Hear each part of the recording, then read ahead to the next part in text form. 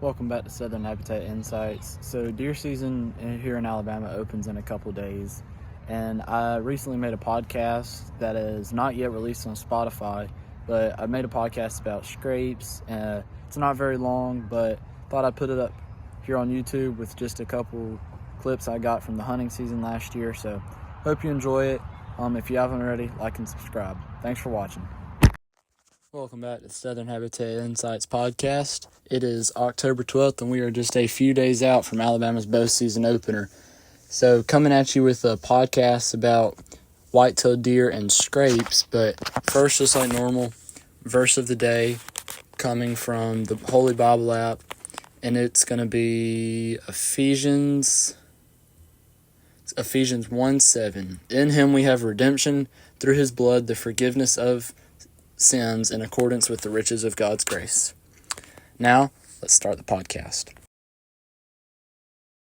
This episode of the Southern Habitat Insights podcast is brought to you by Forestry Consultants Incorporated. Check out their website, forestryconsultantsinc.com, or go to their Instagram page at Forestry Consultants.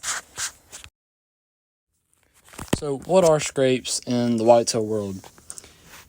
Deer are far more social than most hunters realize. I mean, you hear vocal communication with their bleats, grunts, and snort wheezes, but what often gets overlooked is the communication between rubs and scrapes. So today we're going to mainly focus on what those two are, mainly focus on scrapes and their impact in the whitetail world.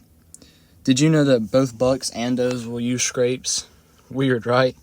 When I think of scrapes, big bucks come to mind. Big bucks rubbing their antlers and just pawing at the ground. But all deer use scrapes.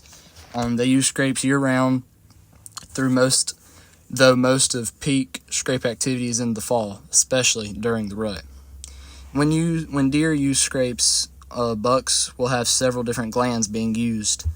They'll rub their head and antlers on overhanging limbs, and their glands near their eyes, known as their preorbital glands, and their forehead glands leave a scent. The scent is called pheromones. Pheromones are a chemical signal produced from the glands. Once the buck has rubbed his preorbital and forehead glands, they will paw at the ground, thus creating a depression and exposing the soil. And when the soil is exposed, bucks will urinate with the scent coming from their tarsal and interdigital glands. As they urinate, they rub their tarsal glands together. The urine collects there, and some is dropped into the soil while the rest is collected at the glands to store the buck's personal smell.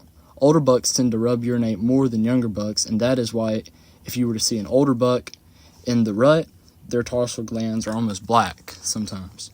Scrapes can be found in a majority of places, including field edges, trails, forest edges, and travel corridors.